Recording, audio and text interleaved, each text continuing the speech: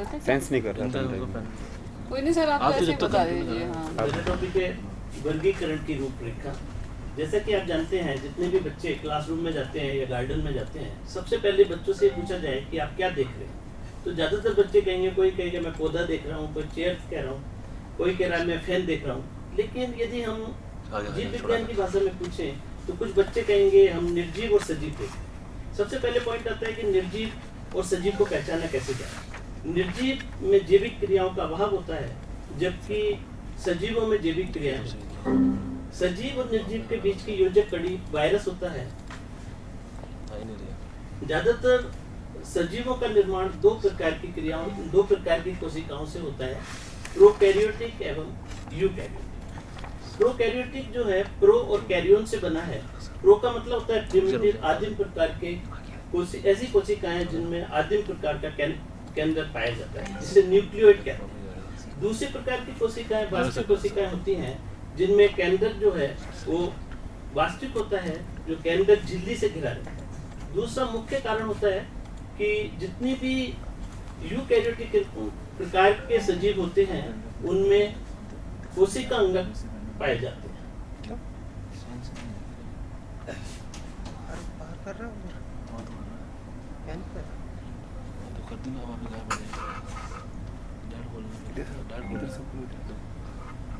तो निर्जीव और सजीव के बीच की योजक कड़ी को हम वायरस कहते हैं। निर्जीव में जैविक क्रियाओं का अभाव होता है।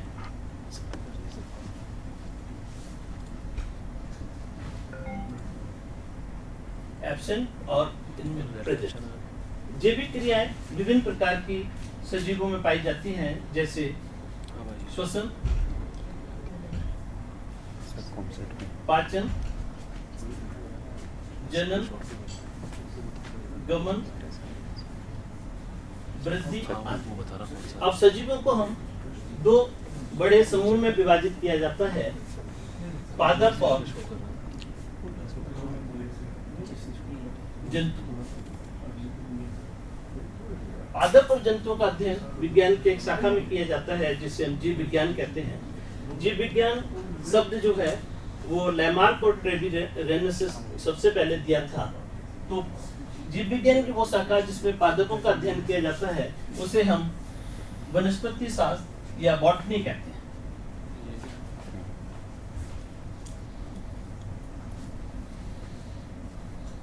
जंतुओं का जीव विज्ञान की जिस शाखा में अध्ययन किया जाता है, उसे हम जंतु विज्ञान कहते हैं।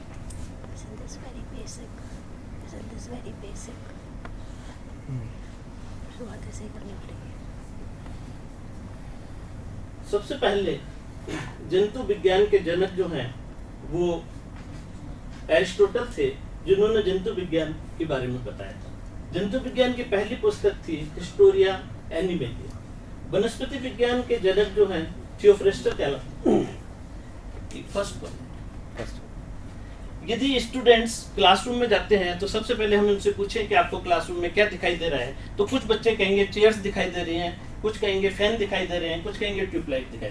लेकिन यदि वो विज्ञान का बच्चा है, वो कहेंगे सर मुझे निर्जीव या सजीव दिखाई दे रहे हैं। तो यदि हम इस क्लासरूम में देखें तो हम कह सकते हैं कि इसमें चेयर्स हैं, फैन है, ट्यूबलाइट है, ये सब निर्जीव है। लेकिन हो सकता है इस क्लासरूम में कुछ इंसेक्ट हमको मिल जाएंगे, छिपकली मिल जाएंगी, ये सब सजीव। यदि गार्डन में हम घूमने जाते हैं तो वहां भी हम निर्जीव और सजीव को विभेदित कर सकते हैं जैविक क्रियाओं के आधार पर। जंतु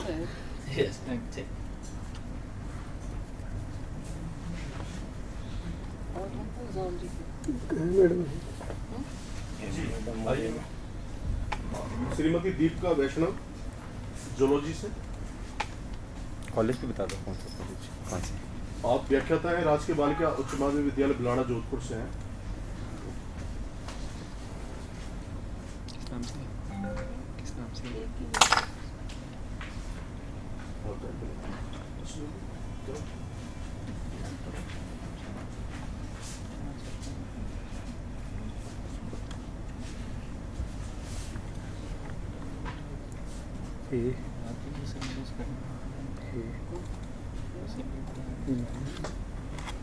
कैसे क्यों करते हो? नहीं नहीं, इनकी पोजीशन करना बंद करो। बोलो, जाएगी नहीं आवाज। आप सभी को मेरा नमस्कार। मैं अपना व्याख्यान परिसंचरण तंत्र को देना चाहती हूँ।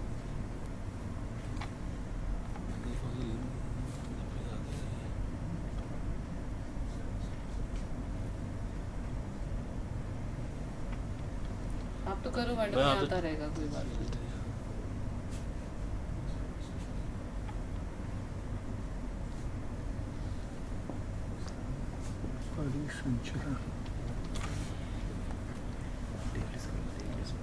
परिसंचरण तंत्र एक ऐसा तंत्र है हमारे शरीर का जिसमें हमारे शरीर में जो पाचन क्रिया के जो पोषक पदार्थ और श्वसनांगों से ऑक्सीजन तथा अंतःस्रावी ग्रंथि से स्रावित हार्मोन्स को शरीर की विभिन्न कोशिकाओं तक पहुंचाया जाता है तथा शरीर की विभिन्न कोशिकाओं में बने अपशिष्ट पदार्थों जैसे यूरिया, अमोनिया तथा CO2 को वापस उत्सर्जित अंगों तक लाया जाता है। परिसंचरण तंत्र की स्टडी को या अध्ययन को हम एंजियोलॉजी बोलते हैं।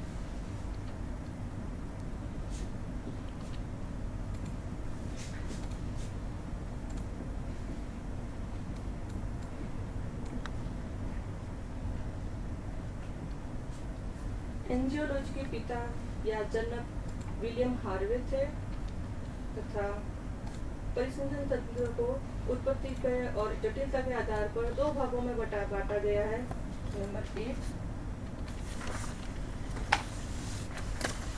खुला परिसंचरण तंत्र,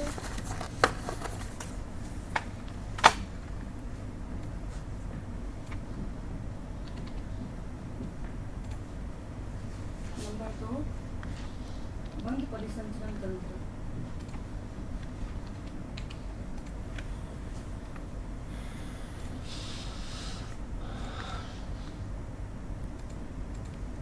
खुले परिसंचरण तंत्र में रुधिर भूमिकाओं में बहता है।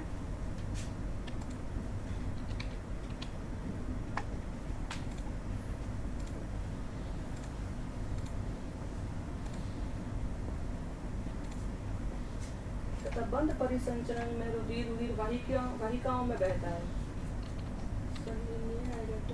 मैम अपना फोन टिप कौन सा मैं कर रहा हूँ, 2 मिनट में हो जाएगा। आ गया ना, जितना आ गया ठीक है, कोई बात नहीं। आप पूरी क्लास थोड़ी लेनी है बताने। परिसंचरण तंत्र में हम रक्त परिसंचरण तंत्र के बारे में बात करेंगे जिसमें परिसंचरण द्रव्य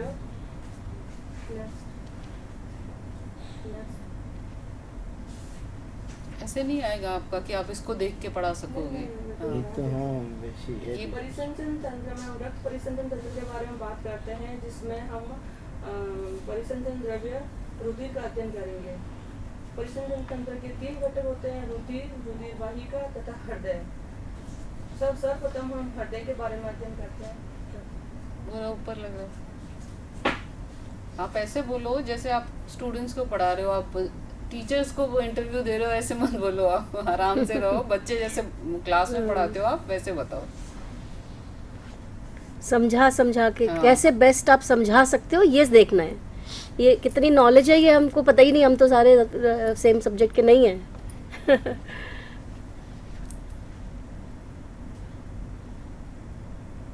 सर्वप्रथम हम हृदय के बारे में अध्ययन करते हैं। हृदय एक पेशीय संरचना है। ये एक पंप की तरह काम करती है तथा पूरे शरीर में ब्लड को वितरित करती है।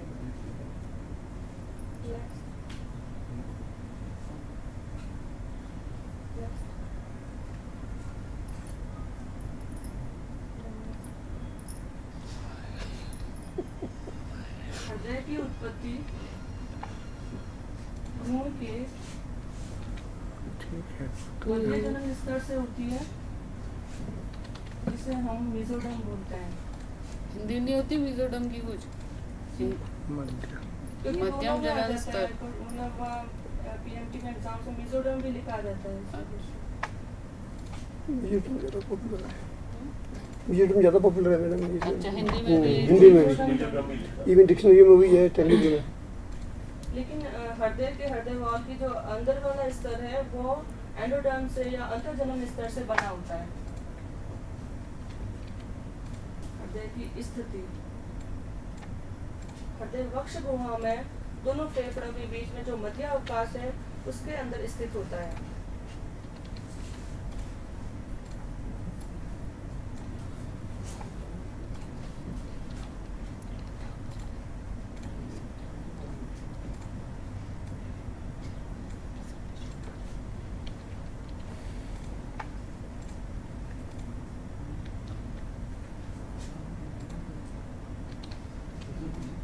हृदय के चारों ओर दोहरे आवरण की एक झिल्ली पाई जाती है जिसे हम परिहृदय झिल्ली या पेरिकार्डियल मेम्ब्रेन कहते हैं।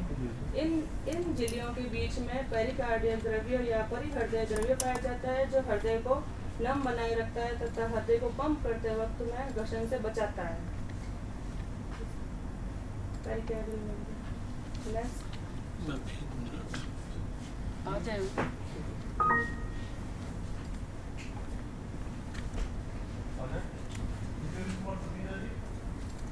अब मैम बिलाड़ा से यहाँ आओगे कैसे?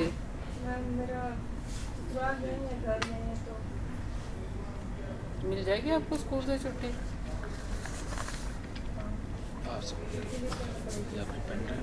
इसमें तो रेगुलर जैसे 5 दिन पढ़ाना होगा तो 5 दिन सर आप केमिस्ट्री में शुरू 2 मिनट रुको, 2 मिनट रुको। 5 दिन जैसे लगातार लेक्चर ले लो ना आप फिर तो आज से मैं वैसे भी ज़्यादातर छुट्टी पर रहती हूँ, छुट्टी रहता है।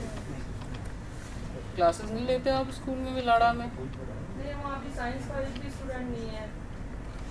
आर्ट्स पढ़ाई थी मैंने जब भी पढ़ाई। Oh my God. ऐसा क्यों है वहाँ पे? Oh my God. पोस्टिंग को ना डिले किया, सितंबर में किया तो जुलाई में सारे बोर्ड बच्चों ने लिया नहीं है एडमिशन। अभी भी लैब नहीं है तो चांसेस ही नहीं आने के बच्चे। और इससे पहले कहाँ थे आप बिलाड़ा से पहले? मेरे फर्स्ट फर्स्ट कोर्स में आपकी? लड़कों का स्कूल भी है बिलाड़ा में, उसमें तो बहुत अच्छे बच्चे हैं, उसमें हम गए थे। हमने कन्वेंस भी किया था उन बच्चों को लाने के लिए, नहीं आने। सारा प्रोग्राम है इसीलिए क्योंकि गांव में अच्छे टीचर्स भी नहीं है और यहाँ से जब जाएगा लेक्चर तो बड़े नेचुरल इंक्रीज होंगे स्टूडेंट्स। यही है इसका main motivation. Sir zoology botany के हो गए सारे? बॉटनी शुरू करा दे। बॉटनी बस सारे और 3 केमिस्ट्री के हैं बीच में। बहुत बड़ा है। जितेंद्र कुमार सतीश जी सर आप लोग तो जाए है ना, आप तो बिल्कुल सर। अब एक बार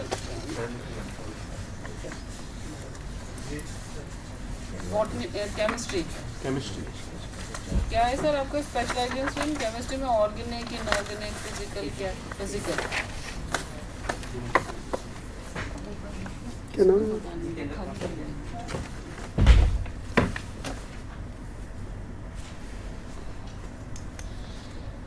हाँ पोस्टर सर गंगानगर। बताएं सर क्या बताएंगे बच्चों को आज? हाँ हाँ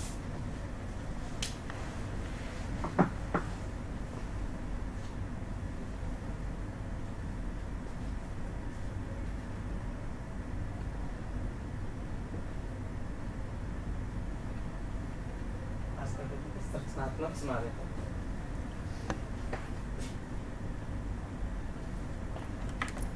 ऐसे युग जिनके अनुसूत्र सामान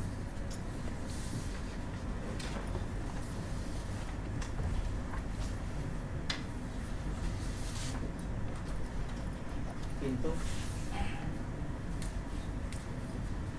संरचना सूत्र असमान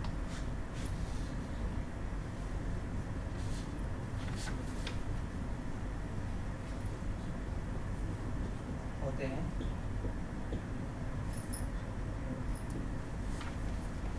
संरचनात्मक समायोगी कहलाते हैं।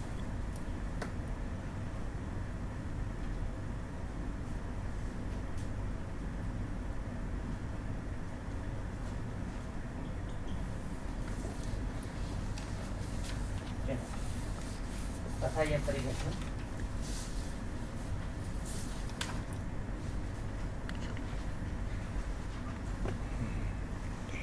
जेंडर यूज करते हैं, कुछ ओवर यूज करते हैं। तो आप चाहें तो पीपीटी आप प्रिपेयर करके आते हैं फिर समानता कहलाती है।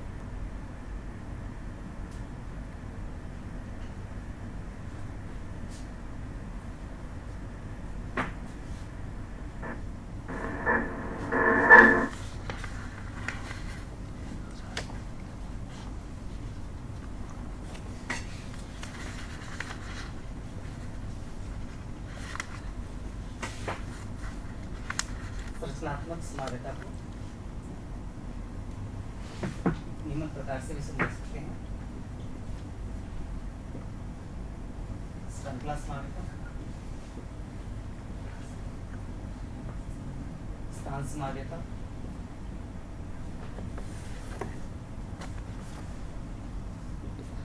क्रियात्मक समावेता, जो कहेंगे वो करते हैं। मेरे ख्याल से लेट्स जस्ट डिसाइड ऑन अब अल्फा बीटा कुछ कर दिया उसको तो याद रहेगा कौन कैसे करें। पेंसिल से करें।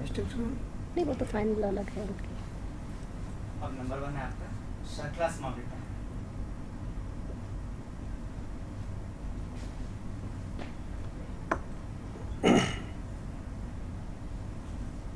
इसको समझाने के लिए एक एग्जांपल ले रहे हैं पहले। आप जो है ना बोल बोल के भी बताओ कुछ, थोड़ा जो लिखते हैं हाँ जी, उसी को बता दो, थोड़ा वैसे भी तो बता करो बिना लिखे। हाँ जी। हर चीज़ थोड़ा लिखोगे वहाँ। हाँ, नहीं सर, जैसे आपने समावयता का जब पहली बार बताया तभी आपको कोई एग्जाम्पल देना वो चाहिए exam कि के क्या लिए। समावयता आप क्या कह रहे हैं। लिखने से काम नहीं चलेगा, वो तो टीप लेंगे बच्चे हाँ, को। नहीं, वो हाँ करवा दूंगा। श्रृंखला से नहीं पर हमारी समझ में नहीं आ रहा ना, आप क्या बता रहे हो, वहीं बताना था आपको जो आप कह रही हैं। आप बताओ। हाँ, बताएं। आप तो लिखने में ध्यान ज़्यादा दे रहे हैं। रिपीट कर रहा हूँ। आप हमें मत समझाओ, आप तो ये सोचो स्टूडेंट्स बच्चे बैठे बैठे हैं, इंटरव्यू नहीं हो रहा आपका ये। हाँ बिल्कुल बेफिक्र होके बच्चों को आप जैसे क्लास में समझाते हो आप वैसे समझाओ। और क्योंकि बच्चे जिस लेवल के हैं वो आपको पता है, ग्रामीण परिवेश के सारे बच्चे हैं, तो आपको उतना क्लियर करने की जरूरत है। उसी लेवल से करना। हाँ। बच्चे भी दो तरह बैठे हैं। अब हमारे पास श्रृंखला समावेता है, इसका एग्जांपल लेकर जाऊंगा। हाँ बच्चे यहाँ पे भी आपको सामने बैठे हुए मिलेंगे क्लास में भी, और वहाँ आपके अदर एंड पे भी होंगे बच्चे। श्रृंखला समावेता, इसको समझाने के लिए ये एग्जांपल ले रहे हैं हम लोग C4H10O। तो इसमें हम सबसे पहले जितने भी कार्बन दिए हैं आपको, सभी कार्बन को आपने लिखना है इस प्रकार से और O को यहाँ लगा देना है। उसके बाद आपने इसको बैलेंस करना है। बैलेंस करने के लिए जब कार्बन पर एक लाइन होती है तो वहाँ 3 H आएंगे, कार्बन के ऊपर 2 लाइनें आएंगी तो 2 H आएंगे, और ऑक्सीजन के साथ 1 H लगेगा आपको। ये प्रथम समावयवी बन गया आपका। अब दूसरा समावयवी बनाने के लिए क्या करना है, इसमें कार्बन की चेन को चेंज करना है। तो इसमें आप ये वाला एग्जांपल तो इस प्रकार से लिखे रखना, और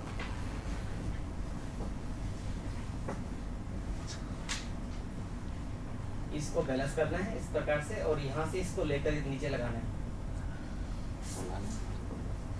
तो इसमें जो समावयवी 2 बने हैं, इसमें कार्बन की चेन बिल्कुल सीधी है और इसमें कार्बन की चेन टी शेप की है। अच्छा सर, आपका सर बाहर है ना गंगानगर का, तो आप लोगों का कैसे रहेगा, क्योंकि यहाँ तो रोज क्लासेस होंगी, तो आपको छुट्टी लेके आनी पड़ेगी। इस टाइप से यहाँ आओगे आप तो छुट्टी लेनी पड़ेगी आपको। छुट्टी अलाउ करते हैं आपको, एनओसी देते हैं या वहाँ से आपको अलाउ करते हैं? देंगे ही नहीं। आपने प्रॉपर चैनल से भेजा होगा ना इनका ये एप्लीकेशन है? डायरेक्टली है एडवांस कॉपी। ठीक है, थैंक यू।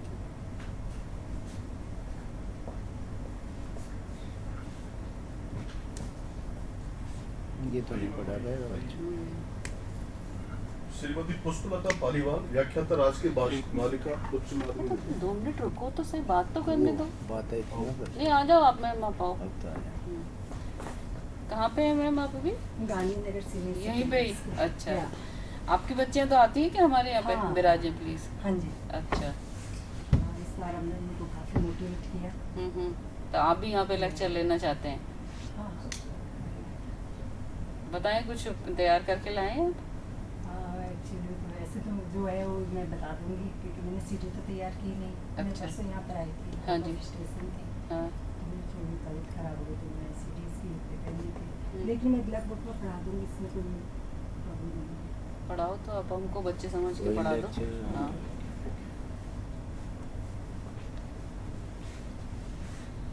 एल्कोहल, मैं आपको आज एल्कोहल और फिनोल के बारे में जानकारी देना चाहती हूँ। एल्कोहल सामान्य बात है, इसकी सामान्य जानकारी है कि एल्कोहल है और कोई भी हाइड्रोकार्बन होता है उसके H परमाणु का यदि किसी OH समूह के द्वारा प्रतिस्थापन हो जाता है तो एक नया उत्पाद बनता है जिसको कि OH समूह के द्वारा होता है, उसको एल्कोहल कहते हैं। इसी प्रकार से एरोमेटिक हाइड्रोकार्बन के अंदर यदि फॉर एग्जाम्पल ये जैसे बेंजीन है, ये एरोमेटिक हाइड्रोकार्बन है, इसके एक H परमाणु का प्रतिस्थापन OH समूह के द्वारा हो जाता है तो वो बनता है फिनॉल। ये एक प्रकार का है aromatic alcohol. Both are the alcohol, दोनों ही क्या है एल्कोहल है, लेकिन की प्रॉपर्टी में कुछ असमानताएं हैं। यहाँ पर सिर्फ मैं सबसे पहले बताती हूँ एल्कोहल का वर्गीकरण कि एल्कोहल की क्या क्या वर्गीकरण, किस प्रकार से इसको डिवाइड किया जाता है। एल्कोहल है जैसे कि मोनोहाइड्रिक एल्कोहल, डाईहाइड्रिक एल्कोहल और ट्राईहाइड्रिक एल्कोहल। मोनोहाइड्रिक एल्कोहल है वह भी हम इसको भी हम आगे क्लासीफाई कर सकते हैं। मोनोहाइड्रिक, डाईहाइड्रिक, ट्राईहाइड्रिक और पॉलीहाइड्रिक एल्कोहल है, ये basis of the number of the OH समूह के आधार पर करते हैं। जबकि मोनोहाइड्रिक एल्कोहल को हम डिवाइड करते हैं बॉन्डिंग बेस के ऊपर। बॉन्डिंग बेस सपोज कि जैसे कि एक बॉन्डिंग है sp3OH के ऐसे यौगिक जिसके अंदर इस प्रकार की बॉन्डिंग पाई जाती है, यानी कि OH समूह उससे जुड़ा हुआ होता है जिसमें कार्बन की जो अपसंकरण अवस्था होता है sp3।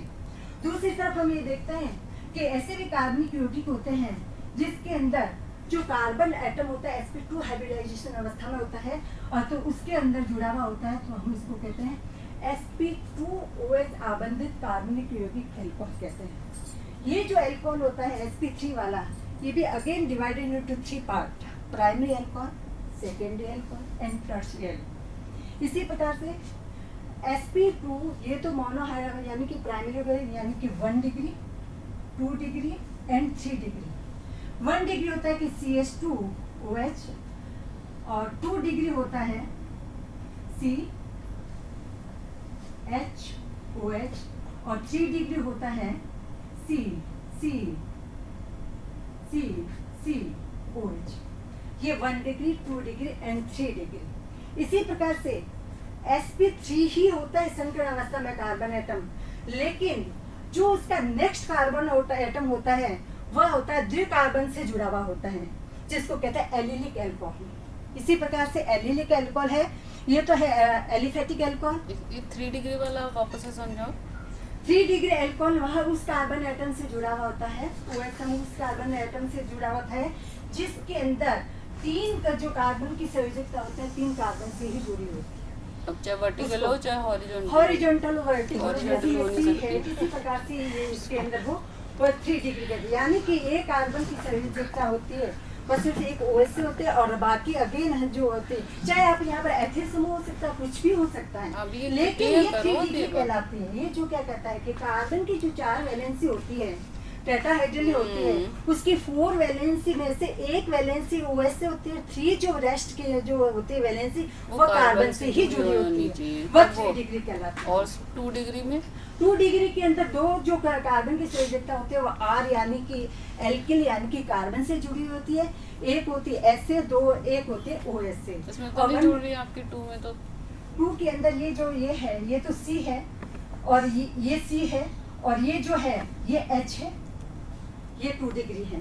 ये क्या है कि एक तो S से जुड़ा हुआ है, 2 कार्बन होता है वो किससे जुड़ा होता है C से जुड़े होते हैं, वो कहलाता है 2 डिग्री कार्बन, मतलब ये एल्कोहल कहलाता है। कौन सा कहलाता है 2 डिग्री। और 1 डिग्री, और 1 डिग्री जिसके अंदर क्या होता है कि इसकी 2 जो संयोजकता होती है वो तो कार्बन से 3 भी हो सकती है, हाइड्रोजन से जुड़ी हो सकती है, यानी कि तीनों ही हाइड्रोजन से जुड़ी हो सकती है और कार्बन से भी जुड़ी हो सकती है, वह हमेशा क्या कहलाती है 1 डिग्री एल्कोहल कहलाती है। वैसे हमेशा 1 डिग्री 2 डिग्री 2 कार्बन वाले एटम में ही हम डिवाइड करते हैं, जैसे मेथेनॉल के अंदर हम 1 डिग्री 2 डिग्री कभी नहीं कहते, यानी कि एक जो होती है वह किससे जुड़ी होगी, कार्बन से जुड़ी होगी, जो 2 होगी वह हाइड्रोजन से जुड़ी हुई होगी और एक होगी OH से, यानी कि 2H 1H और बाद में कोई भी इसके अंदर H नहीं होता है कि तीनों सारे जो संयोजकता होती है वह कार्बन से जुड़ी हुई होती है 3 डिग्री के अंदर। इसी प्रकार से हाइड्रोजन, दैट्स इसी प्रकार से हम बेंजीलिक के अंदर जाते हैं। बेंजीलिक अल्कोहल और बेंजीलिक अल्कोहल के अंदर ये होता है कि संकरण अवस्था तो sp3 ही होती है कार्बन से, लेकिन वो sp3 कौन सा होता है? तो ये जो sp3 वाला है बेंजीलिक के अंदर, जैसे कि हम ये कहते हैं कि ये sp3 होगा, कार्बन की तो sp3 संकरण अवस्था है, लेकिन जो नेक्स्ट जो कार्बन एटम होगा उसकी नेसेसरी कंडीशन है कि इसमें डबल बॉन्ड होना जरूरी है। ये बेंजीलिक के अंदर और एलिलिक के अंदर सबसे विशेष बात ये होती है कि इनके अंदर यही आता है कि इसके अंदर जो कार्बन sp3 वाला होता है, नेक्स्ट कार्बन उसका sp2 संकरण अवस्था में ही होगा, तो वो कहलाते हैं बेंजीलिक अल्कोहल, और जो एलिफेटिक के अंदर एलिलिक अल्कोहल के नाम से पुकारा जाता है। तीसरा जो यानी सेकंड बाउंडेड वाला होता है sp2OH वाला, यानी कि जिसके अंदर वाइनल अल्कोहल।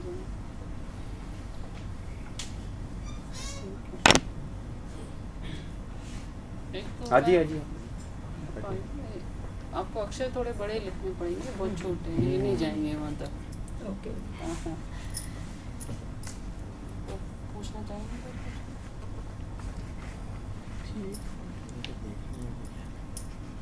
ठीक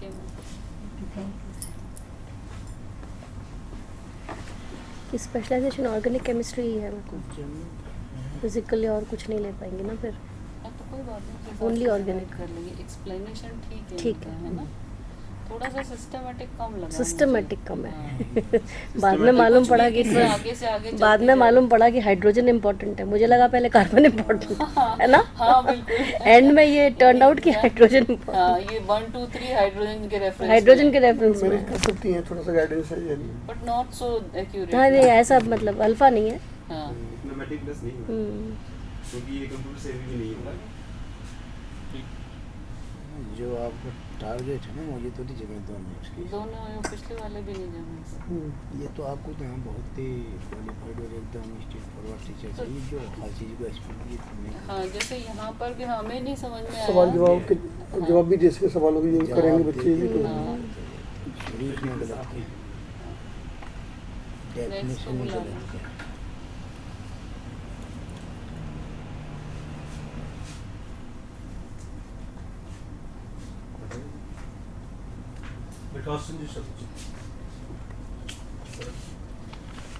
प्रेजेंटेशन है सर आपका? यस।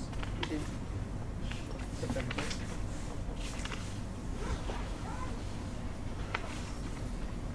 कल से ऑर्डर्स हो गए थे क्या लोगों के सबके? सिंडिकेट के बाद ऑर्डर्स हो गए? नहीं हुए?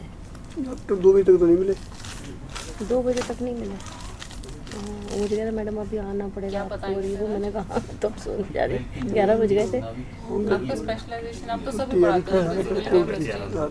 अच्छा ऑर्गेनिक पढ़ाते हैं। अच्छा डीबी के लिए क्या बताना है? फिजिकल का देंगे तो नहीं कर पाएंगे, फिजिकल नहीं कर पाएंगे, और निकालेंगे ऑर्डर्स अब निकलेंगे।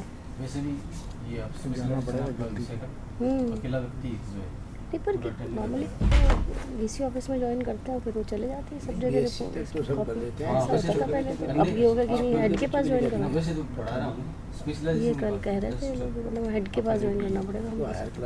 ये कैसे? मैंने कहा नॉट पॉसिबल। नॉर्मली तो जहाँ प्लेसमेंट होता है वहाँ ज्वाइन कर लेते हैं। ये तो पता है ना आपको डीसी ऑफिस से वहाँ चला जाता है। किसके लिए हो रही है सर? ये जो प्रतिभावान विद्यार्थी उनके लिए राजस्थान के अंदर 12th के बच्चों के लिए? हाँ, बारिश बच्चों के लिए नहीं सर, ये इंजीनियरिंग और मेडिकल में जो एंट्रेंस है उन बच्चों के लिए आई है। 12वीं पढ़ रहे हैं और वो जो तैयारी कर रहे हैं पूरी मेहनत करनी पड़ेगी इसमें। ऐसे 12वीं पास कराने के लिए नहीं है ये क्लासें। नहीं तो ये मेरा जो विषय रहा है, ये जिला शिक्षा के अंदर जो हर साल ये आपके प्रतिभावान शिविर होते हैं लेके, उसमें हर बार मैं कोचिंग लेता हूँ। बताएं सर आप तो।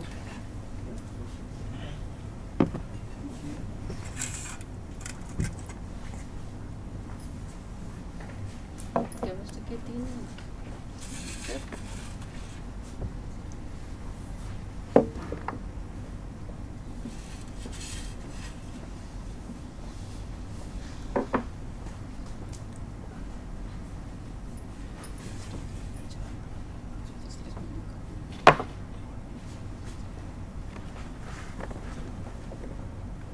निशान हो गया ध्यान से उठाओ।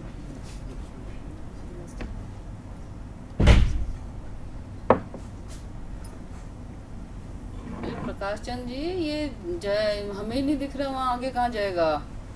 थोड़ा बड़ा लिखिए।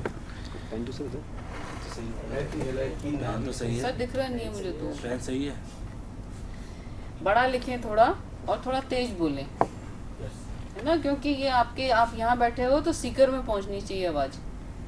ये RX एल्किल हैलाइड है और ये NU नाभिक्स नहीं है। इस क्रिया में जो X है, X हटता है, उसके स्थान पर NU आएगा और X ऋण बार हो जाएगा। इस अभिक्रिया में एल्किल हैलाइड है, उसमें X का प्रतिस्थापन हो रहा है, अर्थात ये समूह हट रहा है। अतः इसको हम कहते हैं नाभिक रागी प्रतिस्थापन अभिक्रिया। अब इस अभिक्रिया में जो NU है, नाभिक नहीं, नाभिक रागी जो है वो क्या है? जैसा कि इसका नाम है उसके अनुसार इसका गुण है नाभिक रागी। रागी का मतलब ये इलेक्ट्रॉन अधिकता वाला समूह है जो कि ऐसे स्थान का आक्रमण करेगा जहां पर इलेक्ट्रॉन कम हो। एल्किल हैलाइड को अब इस तरह से भी डिनोट कर सकते हैं, इस तरह से प्रदर्शित कर सकते हैं पहले ज़ूलॉजी जिसमें उसके बाद में ज्यादा स्पष्ट होगा। एल्किल हैलाइड में X क्या है? ये Cl Br I है। इसमें जो X है उसकी विद्युत ऋणता ज्यादा है, अतः इसको हम डेल्टा नेगेटिव से प्रदर्शित करेंगे, इसको हम डेल्टा पॉजिटिव से प्रदर्शित करेंगे। स्पष्ट है कि ऋणावेश है तो कहाँ आक्रमण करे? ये जो आक्रमणकारी अभिकर्मक है वो कहाँ आक्रमण करे? इस यौगिक पर, एल्किल हैलाइड पर। इसमें स्पष्ट है कि ये ऋण आवेश है, किसी धनावेश वाले स्थान पर आक्रमण कर सकता है। ये तो हो गया था। ये जो आपने कहा ना, ये डेल्टा माइनस कर देंगे, इसको क्यों कर देंगे डेल्टा माइनस? ये पूर्व क्लासों में हम माइनस भी तो छोड़ सकते हैं। माइनस नहीं छोड़ सकते क्योंकि X हेलोजन है, X Cl मान लेते हम, Cl की विद्युत ऋणता ज्यादा है, अर्थात किससे ज्यादा है सर? कार्बन की अपेक्षा ज्यादा है, जिसके कारण से क्या होता है कि सांझे का इलेक्ट्रॉन युग्म Cl की तरफ प्रतिस्थापित होता है। एक बंध का मतलब दो इलेक्ट्रॉन होते हैं, हिसाब से सहसंयोजक बंध है, उनमें इलेक्ट्रॉन बीच में रहने चाहिए, लेकिन जिस परमाणु की विद्युत ऋणता ज्यादा होती है वो सांझे के इलेक्ट्रॉन युग्म को जोर से खींचता है। परिणामतः क्या होगा कि सांझे का इलेक्ट्रॉन युग्म थोड़ा सा Cl की तरफ विस्थापित होगा, जिससे थोड़ा सा आवेश पैदा होगा। अगर पूर्णतः इलेक्ट्रॉन चला जाए, जैसा कि हम नमक में देखते हैं, ये आयनिक कंपाउंड है। नमक में क्या होता है? सोडियम एक इलेक्ट्रॉन त्यागता है और Cl एक इलेक्ट्रॉन लेता है। ये आयनिक कंपाउंड है।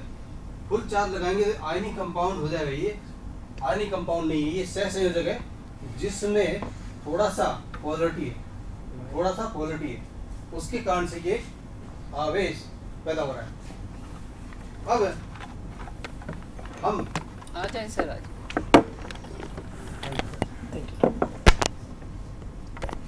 तो आपका सर अगर फिजिकल पढ़ाने के लिए देंगे तो कर पाएंगे सर आप? हाँ, और कैसे रहेगा, रोज क्लासेस होंगी तो आप अप डाउन करेंगे कि आप कैसे छुट्टी लेके आएंगे? रोज क्लासेज तो रोज हो रही है, आपको पता ही है। हाँ, एक विषय में आप कितने 1 घंटे की क्लास लेते हैं। टीचर्स हैं, उनकी संख्या जैसे लेक्चरर आप एक ही रहता है। फिजिक्स की क्लास में तो एक ही रहेगा, केमिस्ट्री के में एक रहेगा, बॉटनी जूलॉजी के में एक आएंगे। इसमें मेरा पर्सनल ये आपसे पैनल से सुझाव है कि एक व्यक्ति जो है न रख के आप ज़्यादा रखें तो उसमें क्या होगा, स्पेशलिटी आएगी जैसे कि वो ज़्यादा अच्छा रहेगा। और वो तो हम रखेंगे, लेकिन जिस दिन क्लास होगी उस दिन तो एक आपको आना ही पड़ेगा ना पूरे जने को। तो आप कैसे करेंगे? छुट्टी लेके आते हैं, आप क्या करते हैं? इसमें एकेडमिक लीव मिलती है हमको। अच्छा, और छुट्टी लेके आ सकते हैं। आपका प्रॉपर चैनल से आया हुआ है? हाँ, प्रॉपर चैनल से किसी का भी नहीं आया अभी तक? प्रॉपर चैनल से हमने भिजवा दिया, मेरे पास लेटर है जो मैंने भिजवाया है। तो आपके पास कौन प्रॉपर चैनल से पहुँचेगा, उसमें टाइम लगता है। मैं आपको बता सकता हूँ लेटर जो कि फॉरवर्ड हो चुका है और अब प्रोसेस। तो लेटर तो आप ले लेना आपसे, ठीक है श्रीमान? एक मिनट नहीं आप जी ठीक नहीं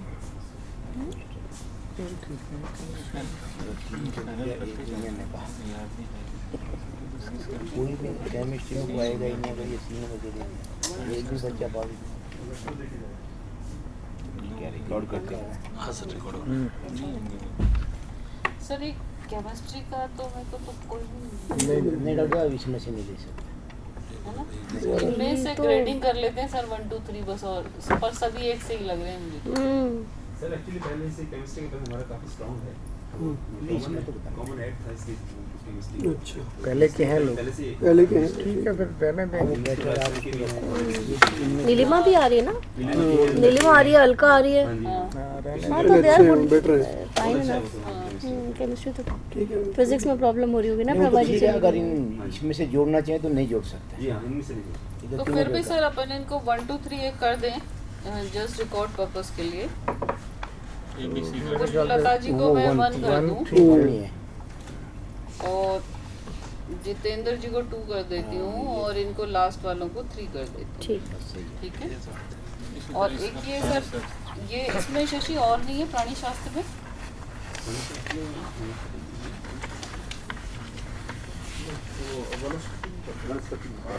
प्राणी शास्त्र में 4 आए ना, 4 ही आए। 9 में से है आएंगे, आएंगे। ठीक है, इसको पेंडिंग करते अभी हैं। बॉटनी को बुला लेते हैं मैम।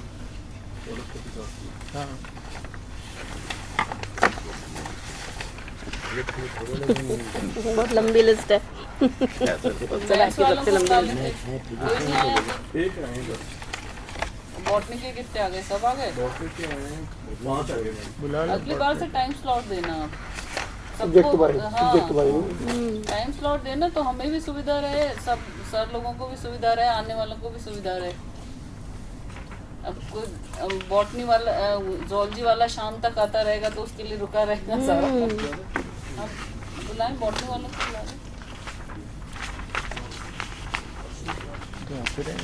हाँ बेटर है। वही तो एकदम इस बार तो शाम हो गई थी, लंच के बाद गए। बहुत लंबा हो जाता है। वो तो जो आपने कह दिया वो तो है ही। ये बॉटनी आ रही है, बॉटनी भेजा है। बॉटनी से आपका परिचय दे दें। जी, मेरा नाम अश्विनी कुमार वर्मा है। अच्छा, मैं राजऋषि महाविद्यालय अलवर में मैं व्याख्याता हूँ वनस्पति शास्त्र से। कुछ लाएं तैयार करके बता। सीडी लगवा लें, सीडी लगवा। ये आप ही का है सर? ये आप ही का? ठीक है, ठीक है सर, ये हाँ कॉपी भी तैयार करके लेते हैं। किस नाम से? अश्विनी कुमार। यही तो है आपका? यही है। तो बस बता दें आप जो भी तैयार करके लाए हैं। बच्चों को कैसे पढ़ाते हैं ये देखना है हमें, हमें नहीं पढ़ाना है। बच्चों को कैसे पढ़ाते हैं हमें ये देखना है आपको। बच्चे स्टूडियो में भी बैठे हैं और पूरे राजस्थान में बच्चे पहले आप आके देख के गए हैं सेटअप कभी? पहली बार आए हैं? और अभी 1 घंटे पहले देखा। सबको दिखा दिया था एक बार? हाँ।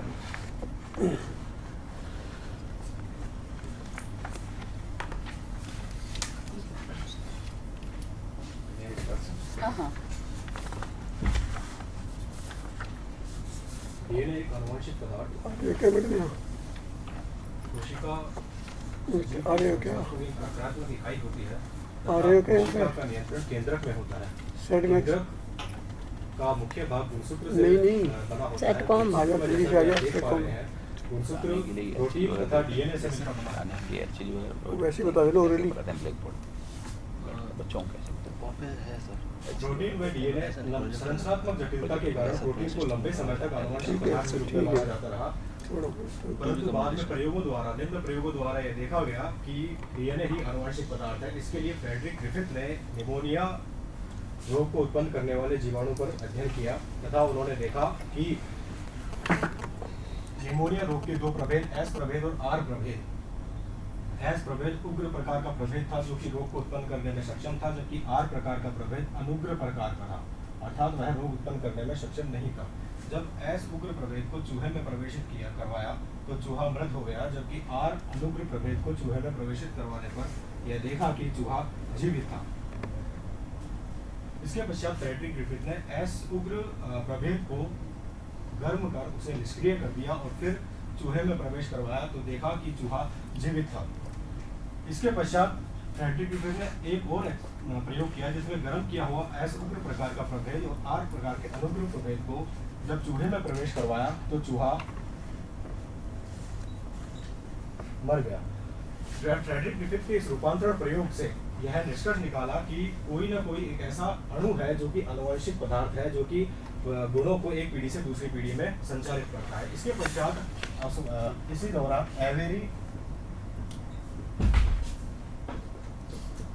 मैक्लॉड व मैककार्टी इन वैज्ञानिकों ने रूपांतरण प्रयोग द्वारा जो फ्रेडरिक ग्रिफिथ ने प्रयोग दिया इसके निष्कर्षों के आधार पर उन्होंने प्रयोग का अध्ययन किया और यह निकाला कि जो इससे कैसे निष्कर्ष निकला कि ये एक पीढ़ी से दूसरी पीढ़ी में जाता है?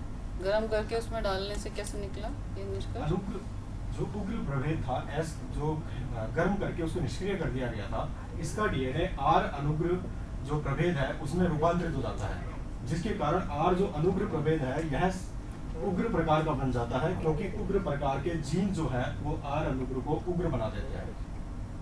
अनुग्र प्रकार के प्रभेद को उग्र प्रकार में रूपांतरण होने का इन्होंने रूपांतरित होने का जो इन्होंने अध्ययन किया उसके आधार पर निष्कर्ष निकाला कि कोई ना कोई एक आनुवंशिक पदार्थ है जो कि एक गुण को दूसरे पीढ़ी में या दूसरे जीव में संचारित करने में सक्षम होता है। एवरी मैक्लॉड मैककार्टी ने इस पदार्थ को डीएनए के रूप में पृथक कर इसकी पहचान की। इसके पश्चात हर्शे व चेस ने एक अन्य प्रयोग में यह बताया कि विषाणु का डीएनए जीवाणु को नए विषाणु निर्मित करने के लिए प्रेरित करता है। ये जो प्रयोग है ये यहाँ पर इस चित्र में दिखाए जा रहे हैं कि रेडियो एक्टिव सल्फर तथा रेडियो एक्टिव फास्फोरस के द्वारा जीवाणु भोजी विषाणु को अंकित किया गया तथा यह प्रयोग में देखा गया कि अगली पीढ़ी में संप्रेषित होने वाला रेडियो एक्टिव सल्फर जो कि प्रोटीन का घटक था संतति फेग में नहीं जाता है, जबकि रेडियो एक्टिव फास्फोरस जो कि डीएनए को अंकित करता है यह एक पीढ़ी से दूसरी पीढ़ी में जाता है। तो इस आधार पर यह सिद्ध हुआ कि डीएनए ही आनुवंशिक पदार्थ है। नेक्स्ट, डीएनए की संरचना के लिए विल्किंस तथा फ्रैंकलिन ने एक्स विकिरण अब इसको पढ़ के नहीं बताओ। एक्स विकिरण क्रिस्टलोग्राफी की सहायता से डीएनए की संरचना का अध्ययन किया, उसका आणविक संरचना का उन्होंने बताई, जिसे बाद में वाटसन एंड क्रिक ने द्विकुंडलिनी मॉडल के आधार पर प्रस्तुत किया। सीडी नुमा इस द्विकुंडली मॉडल में वाटसन क्रिक ने बताया कि यह एक पॉलीन्यूक्लियोटाइड श्रृंखला बहुन्यूक्लियोटाइड श्रृंखला है, अर्थात अनेक न्यूक्लियोटाइडों के आपस में जुड़ने से बनी होती है। एक न्यूक्लियोटाइड न्यूक्लियोसाइड तथा फास्फेट का बना होता है तथा न्यूक्लियोसाइड शर्करा तथा नाइट्रोजनी क्षारकों से मिलकर बना होता है। शर्करा इसमें डीऑक्सीराइबोस शर्करा पाई जाती है, जबकि फास्फोरिक अम्ल जिसका सूत्र है H3PO4 यह शर्करा के 5वें कार्बन से जुड़ता है। नाइट्रोजनी क्षारक इसमें दो प्रकार के पाए जाते हैं, प्यूरिन तथा पिरिमिडिन। प्यूरिन में एडेनिन तथा ग्वानिन शामिल किए गए हैं, जबकि पिरिमिडिन में साइटोसिन, थाइमिन तथा यूरेसिल शामिल किए गए हैं। यह ध्यान देने योग्य बात है कि आरएनए में थाइमिन की जगह यूरेसिल पाया जाता है। आप इतना कॉन्शियस होके क्यों पढ़ा रहे हो ये बताओ। आप बिल्कुल रीडिंग लगा रहे हो जैसे कोई इंटरनेशनल, उसमें आपको 2 मिनट में पेपर प्रेजेंट करना है और आप पेपर प्रेजेंट कर। मुझे तो कुछ नहीं समझ में आया आपने क्या बोला। अनुग्रह क्या ग्रह हो गया, उग्र हो गया, नग्रह हो गया, कुछ नहीं समझ में आया। मैं तो बिल्कुल अनाड़ी हूँ, मुझे कुछ नहीं आता, उस हिसाब से आप समझाओ तब बात बनेगी। 5 मिनट के लिए बोला गया था तो मैं उस 5 मिनट में जो भी आप समझाओ वो समझ में आना चाहिए। 5 मिनट में पूरा लेक्चर प्रेजेंट नहीं करना है आपको। जैसे ये उच्चारण में थोड़ा जैसे संरचना वर्ड होता है, संरचना नहीं होता। सा के ऊपर बिंदी होगी, रा के ऊपर नहीं होगी। संरचना, संरचना नहीं, संरचना। तो बहुत बड़ी बात है, ये ध्यान रखना पड़ेगा इसमें। आप दोबारा कोशिश कर सकते हो। एक कोई भी कॉन्सेप्ट आप समझाना चाहो वो ऐसे समझाओ कि जो बच्चा बिल्कुल जीरो से शुरू इसको एक्चुअली मिक्स अप मत करो। आप एक चीज बता रहे हो ना, उसको बता के फिर कम टू द नेक्स्ट। आप उसी में जब उसको बताने की कोशिश करते हो ना तो बच्चा तो बिल्कुल कैच ही नहीं कर पाएगा। आपको ऐसा नहीं है कि ये पूरा प्रेजेंटेशन आपको 5 मिनट में बताना है, ऐसा कुछ नहीं है। एक स्लाइड ही बताओ भले। आप सिर्फ ये देखना चाहते हैं कि जो बिल्कुल ग्रामीण परिवेश के बच्चे हैं उनको आप पढ़ाने में कितना सक्षम हो। बस ये आपकी काबिलियत पे हमें कोई शक नहीं है। बस हम अपने हिसाब से, क्योंकि ये दूसरी तरह का मीडियम है, आप किस तरह से संप्रेषित करते हैं अपनी यहाँ पे जो नॉलेज है उसको, वो देखना चाहते हैं हम। बस आपको आता है, ये हमें सबको पता है। आप लोग पढ़ा रहे हो, बहुत सक्षम हो, लेकिन जिस मीडिया से आप पढ़ा रहे हो उसमें आप फिट इन हो पाओगे या नहीं, बस सिर्फ इतनी सी बात है। अब एक बार और ट्राई करिए आप प्लीज। हाँ हेलो, पहले तो जो टॉपिक आप बताने वाले हो ना उसको थोड़ा सा उसको एक्सप्लेन करिए कि क्या टॉपिक है, किसके बारे में बच्चों को आप बताने की कोशिश कर रहे हैं।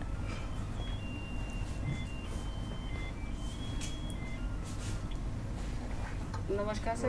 आपसे लिखना पड़ेगा, यही आपका जाएगा। हाँ जी सर, आप आना चाह रहे हैं सर? ये सब बच्चे देखेंगे। जी सर, जी सर, ठीक है सर।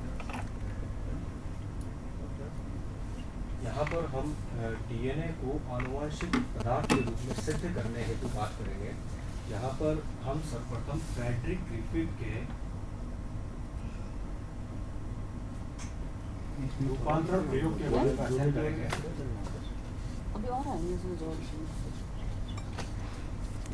फ्रेडरिक ग्रिफिथ ने निमोनिया रोग को उत्पन्न करने वाले एक जीवाणु से अपना अध्ययन की शुरुआत की। उन्होंने यह देखा कि निमोनिया रोग उत्पन्न करने वाले जीवाणु के 2 प्रभेद होते हैं। एक प्रभेद एस प्रभेद तथा दूसरा प्रभेद आर प्रभेद। एस प्रभेद उग्र प्रकार का प्रभेद है। उग्र प्रकार से यहाँ पर आशय है कि ऐसा प्रभेद जीवाणु का जो कि रोग उत्पन्न करने में सक्षम है, क्योंकि इस जीवाणु के चारों ओर कैप्सूल पाया जाता है पॉलीसैकेराइड का, जो कि प्रतिजैनिक गुण रखता है। अच्छा, अब जब ये आनुवांशिक पदार्थ का बता रहे तो आप निमोनिया क्यों ले रहे हो, ये भी एक्सप्लेन करो आप कि निमोनिया कहाँ से आ गया इसमें आनुवांशिक पदार्थ में। ये एग्जाम्पल देने का आपका क्या कारण है, ये भी बच्चों को पता होना चाहिए, क्योंकि मुझे भी ऐसे लग रहा है कि आनुवांशिक पदार्थ अलग चीज है, निमोनिया अलग चीज है। यहाँ पर निमोनिया रोग उत्पन्न करने वाले जीवाणु डिप्लोकोकस निमोनियाई के आधार पर जो प्रयोग किए गए उसके बारे में बात करना चाहता हूँ।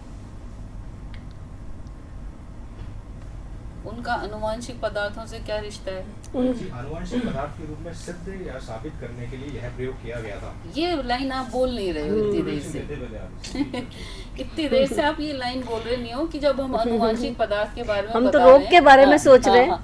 आप बता रहे हो निमोनिया का क्या जिक्र आ गया इसमें, हमें तो नहीं समझ में आ रहा।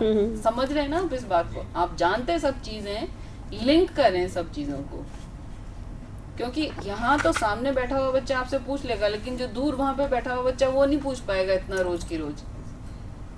मैं पहले इस तरीके से प्रिपेयर हो गया था कि मुझे कम वक्त में ज्यादा बोलना, इस वजह से अब तो आप तसल्ली से है ना।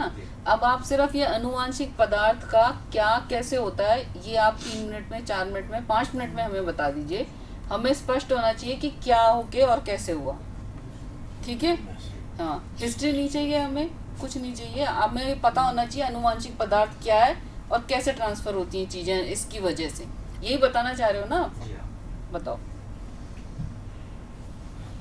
लंबे समय तक यह माना जाता रहा कि प्रोटीन ही आनुवंशिक पदार्थ है, परंतु कुछ प्रयोगों द्वारा यह साबित किया गया कि डीएनए ही एक आनुवंशिक पदार्थ है, ना कि प्रोटीन। इसके लिए फ्रेडरिक ग्रिफिथ तथा हार्शे चेस ने 2 प्रयोग किए। फ्रेडरिक ग्रिफिथ ने रूपांतरण प्रयोग किया। इसमें उन्होंने यह देखा कि एक जीवाणु के 2 प्रभेद, जो कि एक निष्क्रिय है तथा दूसरा सक्रिय है। निष्क्रिय जो प्रभेद है उसे सक्रिय प्रभेद का आनुवंशिक पदार्थ सक्रिय में रूपांतरित कर देता है। यहाँ पर हम देख पा रहे हैं सक्रिय या उग्र प्रकार का जो एस प्रभेद है, यह यदि गर्म करके नष्ट कर दिया जाए, अर्थात इसके जो बाहर का पॉलीसैकेराइड आवरण है जीवाणु का, यदि यह नष्ट हो जाए परंतु आंतरिक जो आनुवंशिक पदार्थ है यह इसमें उपस्थित रहे, तो इसे यदि चूहे में प्रवेश कराते हैं तो निमोनिया रोग के कारण उसकी मृत्यु हो जाती है। ओके ओके, निमोनिया रोग के कारण उसकी अब समझ में आया, अब समझ में आया। जबकि आर प्रकार के अनुग्र प्रभेद, जो कि पहले से जिस पर पॉलीसैकेराइड का आवरण नहीं है, अर्थात इसकी सतह चिकनी है, यहाँ पर इसमें जो आनुवंशिक पदार्थ है इसमें यह गुण नहीं पाया जाता कि यह निमोनिया रोग उत्पन्न कर सके और चूहे की मृत्यु हो जाए। तो इस अवस्था में जब इस प्रभेद को चूहे में प्रवेशित कराया जाता है, चूहा जीवित रहता है क्योंकि उस पर कोई रोग के लक्षण उत्पन्न नहीं होते हैं। परंतु फ्रेडरिक ग्रिफिथ ने अपने अन्य प्रयोग में यह देखा कि यदि एस उग्र प्रकार के प्रभेद को गर्म करके नष्ट कर दिया जाए, अर्थात अब इसका जो आवरण है पॉलीसैकेराइड आवरण, यह नष्ट हो चुका है, सिर्फ जेनेटिक आनुवंशिक पदार्थ जो कोई है वह इसमें उपस्थित है, इसे और आर अनुग्र प्रकार को दोनों को मिलाकर जब चूहे में प्रवेशित कराया तो चूहे की वापस मृत्यु हो गई। फ्रेडरिक ग्रिफिथ ने यह निष्कर्ष निकाला कि ऐसे उग्र प्रकार के प्रभेद में ऐसा कोई पदार्थ था जिसे आर अनुग्र प्रभेद में मिलाने पर आर अनुग्र प्रकार का प्रभेद सक्रिय हो गया, सक्रिय या उग्र हो गया, अर्थात वह अब रोग उत्पन्न करने में सक्षम है। रोग उत्पन्न करने की क्षमता के कारण चूहे की निमोनिया रोग के कारण मृत्यु हो जाती है। इस रूपांतरण प्रयोग का अध्ययन बाद में एवेरी, मैक्लॉड तथा मैककार्टी नामक 3 वैज्ञानिकों द्वारा किया गया तथा उन्होंने इस रूपांतरण प्रयोग में ऐसे पदार्थ की पहचान की जो कि उग्र से अनुग्र में रूपांतरित हुआ, अर्थात उग्र प्रकार के प्रभेद से अनुग्र प्रकार के प्रभेद में जाने वाला जो पदार्थ था वह डीएनए था।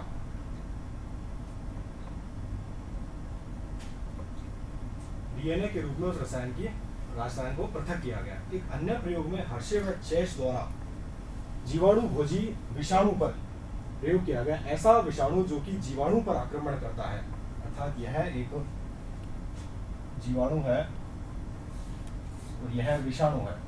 विषाणु एक कण है जिसमें बाहर प्रोटीन का आवरण पाया जाता है और अंदर आनुवंशिक पदार्थ डीएनए अथवा आरएनए के रूप में होता है।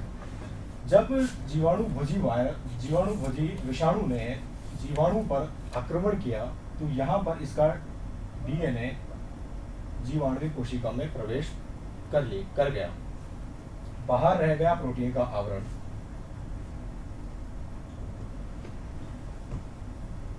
इससे पहले हर्शे व चेस ने रेडियो एक्टिव सल्फर तथा रेडियो एक्टिव फास्फोरस से जीवाणु भोजी विषाणु को अंकित किया।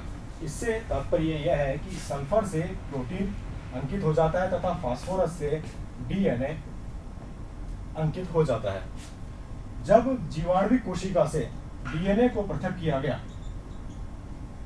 तो उसमें जो प्राप्त डीएनए था वह फास्फोरस से अंकित था, जबकि इस जीवाणु कोशिका के किसी भी भाग में सल्फर उपस्थित नहीं था, रेडियो एक्टिव सल्फर उपस्थित नहीं था। इससे यह सिद्ध होता है कि गुणों को संचारित करने वाला कोई आनुवंशिक पदार्थ डीएनए ही है, ना कि प्रोटीन। अतः इस अवधारणा को नकार दिया गया कि प्रोटीन आनुवंशिक पदार्थ है तथा यह माना जाने लगा कि डीएनए ही आनुवंशिक पदार्थ है। ठीक है, आ जाए। ये अल्फर में है मैडम? अलवर में है। आपका कैसे रहेगा सर फिर आने का? छुट्टी लेके आना पड़ेगा आपको?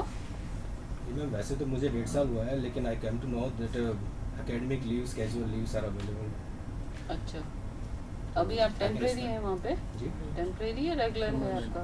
जी मैम 2 साल का प्रोबेशन है, पे is about to complete in January. Okay. अभी तो लेने दें। वैसे मैं 2 साल एसएफएस में भी गवर्नमेंट कॉलेज बांदीकुई में एडॉक पर रह चुका हूँ। अच्छा। कुछ प्राइवेट इंस्टीट्यूट में मैंने पढ़ाया है, जैसे कि Noble senior secondary school Kuchaman City, biodata मैंने दिया है। वहाँ पर मैं 11वीं और 12वीं कक्षाएँ लेता था जीव विज्ञान के अंतर्गत के रूप में। छुट्टियाँ तो नहीं मिल पाएगी जनवरी तक तो। तो सीएल तो है ही 15 तो रेगुलर है हमारा प्रोग्राम तो। ठीक है।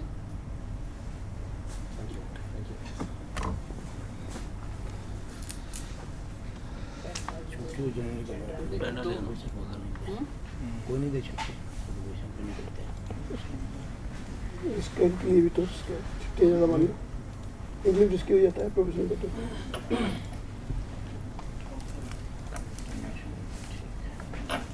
छुट्टियों का तो सर अपन बाद में देख लेंगे, प्रेजेंटेशन के हिसाब से मेरे को ठीक लग रहा है। ठीक है। मतलब थोड़े फास्ट जा रहे थे बट दिमाग में वो कंसेप्ट था ना ये सारा पूरा करना है मेरे को, बट नॉलेज है, इनको एक्सप्लेन कर सकते हैं। तो पैनल में अपन रख लेते हैं सर, नहीं मिलेगी छुट्टी तो we will ask somebody else, है ना? वैसे ठीक है। समझे माने अमिता, समझे माने जब तक जब तक समझ में नहीं आया छोड़ा नहीं। स्टूडेंट्स भी ट्रेन करना अपने जैसे। हाँ, हमें नहीं समझ में आ रहा तो हम एक्सपेक्ट कर सकते हैं। और इसका लग रहा था बंदे का कि ये अच्छा बता सकता है। हाँ, पर जब समझ में आया तो आ ही गया। और एक तो सीडी की जरूरत नहीं है मैडम, वैसे डायरेक्ट ही देख लेते हैं। सीडी में टाइम भी लगता है। नहीं, अपन थोड़ा सा बस ये देख लें कि सीडी बनाई कैसी है। हाँ, ये देखना जरूरी है। हाँ, तो अपन अपने लेवल पे देख लेंगे, कोई दिक्कत। हाँ, यहाँ कॉपी करा लेते हैं बस, बाकी बुला लीजिए।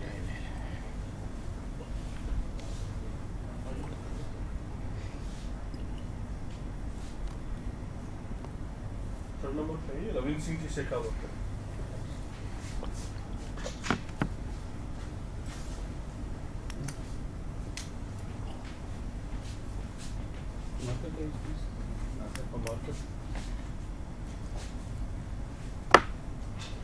आप अभी जिस पोजीशन पे लेते हैं क्लासेस वगैरह? नहीं ऑफिशियली तो मैडम मैं नहीं कह सकता। हाँ, अनऑफिशियली बताइए। लेते हैं। You are into the field ना, बताइए क्या बताएंगे? डबल फर्टिलाइजेशन पे एंजियोस्पर्म जो है। आप तो ऐसे बताइए कि हम लोग स्टूडेंट्स, हमें कुछ नहीं आता, हम फिजिक्स के आदमी हैं, बायोलॉजी पढ़ रहे हैं। बताइए। एक्चुअली मैडम जो टॉपिक में तैयार किया है ये मिड्स मतलब पार्ट में है, स्टार्टिंग से नहीं। पूरा टॉपिक नहीं पढ़ेंगे हम, जो भी एक चीज आप बताना चाहें, हम ये देखना चाहते हैं कि आप बच्चों को किस तरह से प्रेजेंट करेंगे। दोनों यूज करने मैडम स्लाइड होती है। आप एक बार इसी पे बताएं। आप बोर्ड और इसका सपोर्ट लेना चाहें तो ले लें, कोई दिक्कत नहीं है, लेकिन बोर्ड पे बताएं। स्लाइड साथ से ले तो ज्यादा बोर्ड वो मैं चला दूंगा, आप तो बोर्ड आज का जो टॉपिक है वो है आवर्तबीजी प्लांट के अंदर द्विनिषेचन डबल फर्टिलाइजेशन।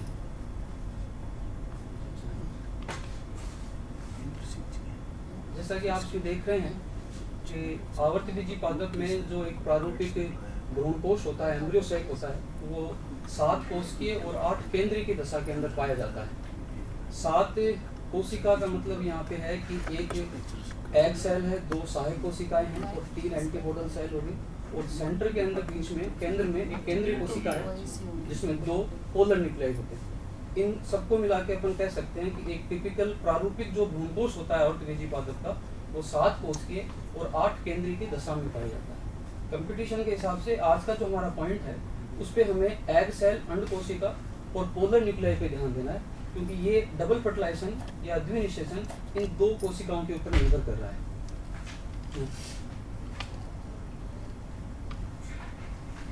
जैसा कि आप इस डायग्राम में देख रहे हैं कि आवर्तबीजी पादप का जो परागण होता है, उस परागण के अंदर 2 नर युग्मक होते हैं। 2 नर युग्मक किस तरह से बन रहे हैं कि जिस तरह से पहला डायग्राम जो अपन देख रहे हैं इसमें ए पे, ये एक माइक्रोस्पोर है और इसमें एक केंद्रक है। जब माइक्रोस्पोर एक केंद्र की दशा है उसके बाद इसके अंदर डिवीजन होगा और 2 केंद्र की दशा आ जाएगी, एक सेल बनेगी, इसमें ट्यूब न्यूक्लियस बन गया, एक जनरेटिव सेल आ गई। ये जो 2 कोष की दशा है, अब हम इसको परागण शब्द से यूज करते हैं। जब तक ये 1 कोष की दशा में है तब तक हम इसको माइक्रोस्पोर कहेंगे। उसके बाद जब ये 2 कोष की दशा में चला जाएगा तब हम इसको परागण शब्द का इस्तेमाल करते हैं। परागण दशा के अंदर इसमें जो जनरेटिव सेल है इसमें नेक्स्ट डिवीजन होता है, ट्यूब न्यूक्लियस में आगे कोई डिवीजन नहीं होता। ट्यूब न्यूक्लियस को हम छोड़ देते हैं, हम ध्यान देते हैं जनरेटिव सेल पे। जनरेटिव सेल के अंदर फिर डिवीजन हुआ है और 2 न्यूक्लियस बन गए, ये दोनों न्यूक्लियस ही मेल गैमेट में कन्वर्ट हो जाते हैं। इस स्थिति में अब हमारे पास 3 केंद्रक वाली दशा आ गई है, 2 नर युग्मक बन गए हैं और एक ट्यूब न्यूक्लियस आ गया। इस 3 केंद्र की दशा को अपन नर युग्मकोद्भिद या मेल गैमेटोफाइट स्टेज कहते हैं। तो हिंदी का भी प्रयोग करो, हिंदी में। इस डायग्राम में आप देखें कि ये जो अंडक है, कार्पल है, उसमें अपने स्टिग्मा, स्टाइल और ओवरी देख रहे हैं। और यहाँ या इधर बोर्ड पे भी जानना चाहिए।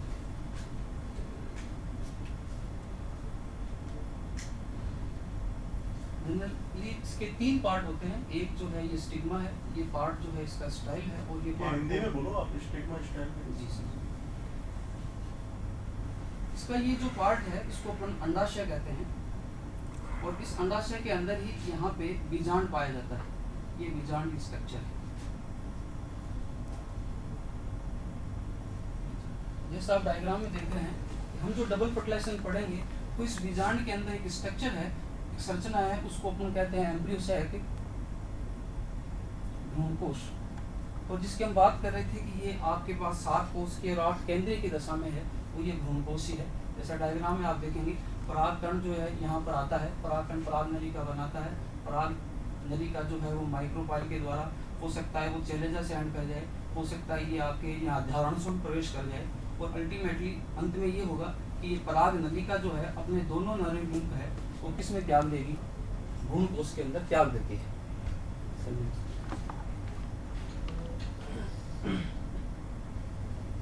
अब वास्तव में डबल फर्टिलाइजेशन का जो प्रक्रिया है, द्विनिषेचन जो हम पढ़ रहे हैं, वो अब स्टार्ट होता है। इन 2 नर युग्मक में से एक नर युग्मक जो है, जैसे आप यहाँ देखेंगे ये एक एम्ब्रियोसाइक है, ये डायग्राम ये शो कर रहा है, ये बता रहा है कि ये इसका बीजांड द्वार क्षेत्र है और ये इसका चेलेजा निभाग वाला क्षेत्र है। इस साइड में ऊपर की ओर यहाँ तो होती है अंड कोशिका और यहाँ पर 2 है ध्रुवीय केंद्र और पराग नलिका ने दोनों नर युग्मक इस कोशिका के अंदर त्याग दिए। इसमें से एक नर युग्मक जो होगा वो अंड कोशिका की ओर गति करेगा। इसको अपन इस तरह से दिखा रहे हैं कि एक नर युग्मक एक अंड कोशिका से निश्चित होकर युग्मनज का निर्माण करता है और यही आगे चलकर भ्रूण के अंदर बदल जाता है। यहाँ पे आप देखेंगे एन और एन जो है अगुणित और ये अगुणित दोनों मिलकर एक द्विगुणित कोशिका के अंदर चेंज हो गए और आगे जो भ्रूण होगा वो भी डिप्लॉयड हो गया। तो इन युग्मकों आ जाए सर, आ जाए। आप क्लासेस लेते हैं सर कहीं पे? कहाँ पे? अच्छा, तो वहाँ इंग्लिश मीडियम में रहता है आपका सारा? मैडम इसलिए बाइलिंगुअल हो जाता है। तो हमारी तो ये आपके ऑफिस भी ये सुबह 10:30 से 1:30 बजे तक है, 3 बजे तक हैं क्लासेस। परमिशन ले आए हैं। अच्छा, डिपार्टमेंट की तरफ से परमिशन बाय पोस्ट आ रही है, बच्चे फोटो भी तो मिलाएंगे आप चाहें तो ले लेना चाहिए। ठीक है सर, और कुछ पूछना चाहते हैं तो कुछ? Thank you.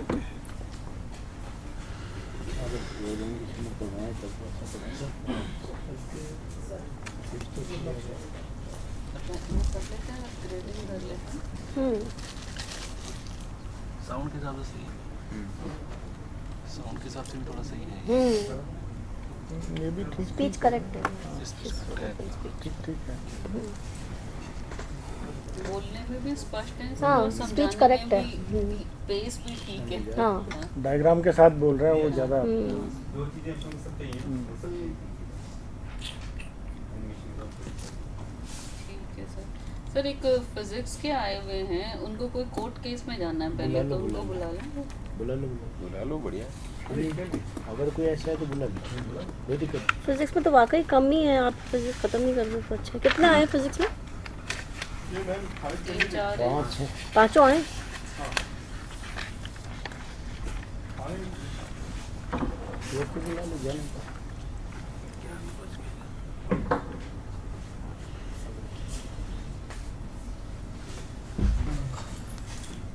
योगेंद्र जी हैं।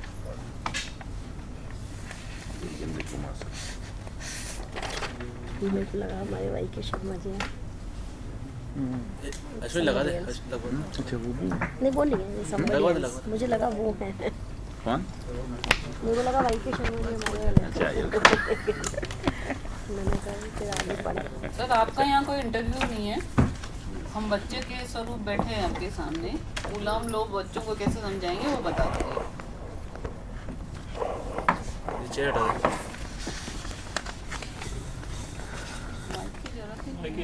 माइक की जरूरत नहीं है क्या है? नहीं, माइक सामने से पूरा रिकॉर्ड कर रहे हैं। अच्छा अच्छा, रिकॉर्ड अच्छा। हो रहा है। एक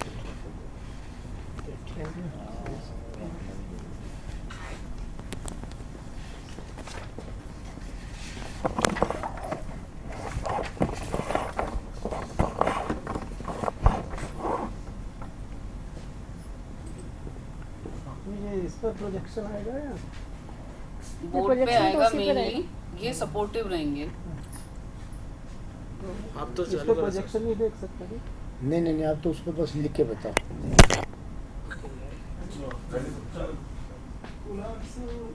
कूलॉम का नियम दो आवेशों के मध्य लगने वाला बल होता है और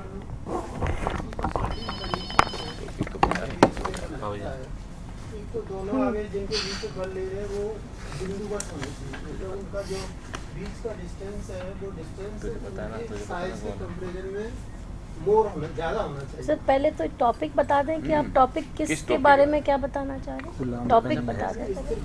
आवेशों वो नहीं उसी तरह से एक्सप्लेन करिए जब अब लिख बच्चों दिया को पहले स्टार्ट बोर्ड कर। टॉपिक पे। हाँ बोर्ड पे।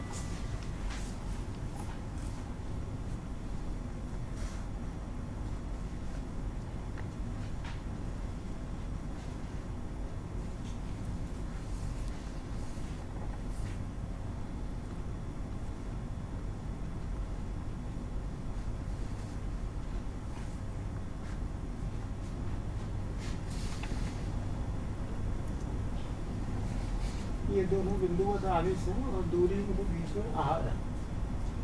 बल Q1 और Q2 है, इनके बीच में जो बल होगा वो एक तो इनके परिमाण के गुणनफल के समानुपाती होगा।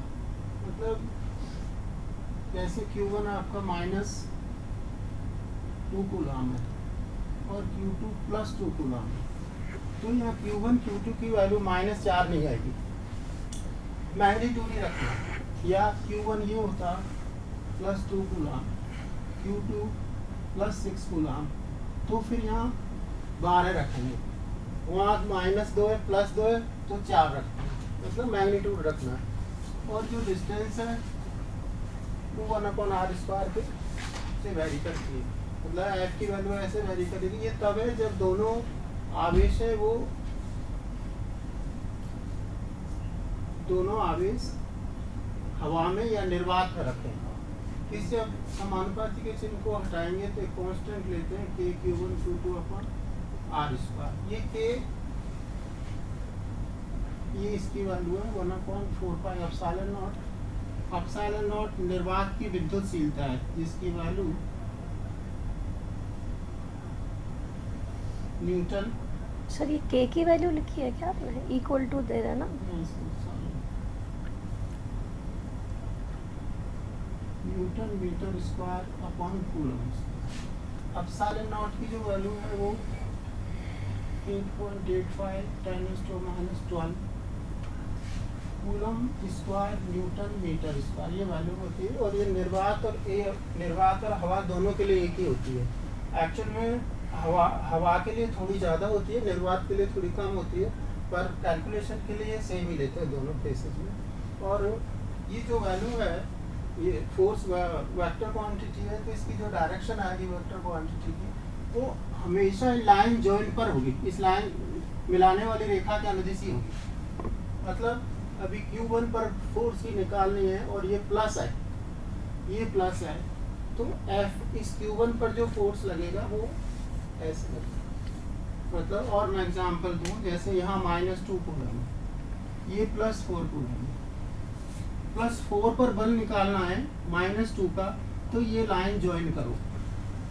अब +4 पे निकालना है तो ये इधर इधर कहीं नहीं होगी, बल्कि दिशा इस लाइन पर ही होगी। आकर्षण है तो 2 वोल्ट्स होगी, प्रतिकर्षण है तो फिर परे होगी, अवे होगी। -2 कूलम +4, ये प्लस है तो इधर होगी, मतलब प्लस पर तो इधर आई, -2 पर कंसीडर करें तो ऐसा। अब ये जैसे कॉम्पिटिशन में बहुत सारे टॉपिक्स इंपॉर्टेंट होते हैं फिजिक्स में, एक स्थिर वैद्युतिकी भी बहुत ज़्यादा इम्पोर्टेंट टॉपिक है, तो मैं इसमें से एक सर्टेन इसका जो कॉन्सेप्ट है वो आज डिस्कस कर रहा हूँ। उसमें एक नेक्स्ट स्लाइड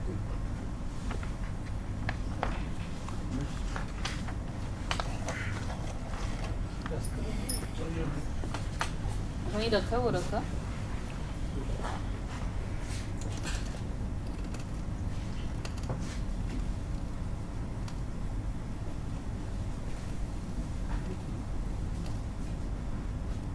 नहीं, इससे पहले वाली स्लाइड होगी।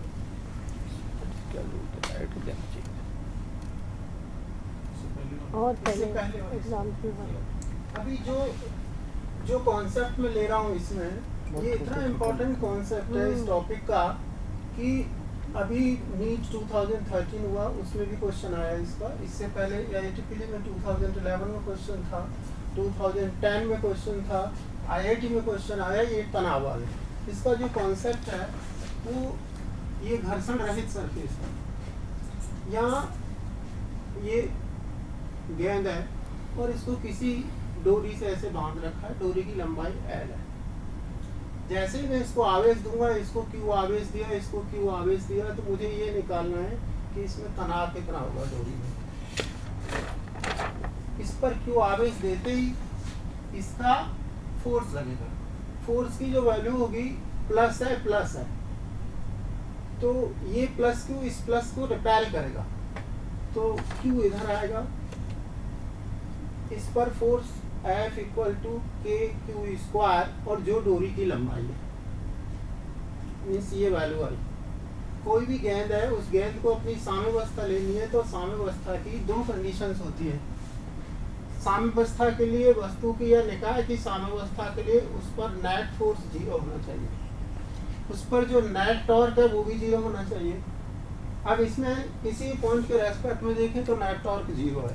फोर्स यदि लें तो फोर्स में ये यहाँ जाकर स्टॉप हो गया, इसमें डोरी में ये तनाव आया, ये अभी साम्य अवस्था में है, इस पर नेट फोर्स 0 है, मतलब F इक्वल होना चाहिए T के, और F की जो वैल्यू है इन दोनों चार्जेस के बीच की दूरी है, ये स्टेट डिस्टेंस ऑफ सेपरेशन होता है R।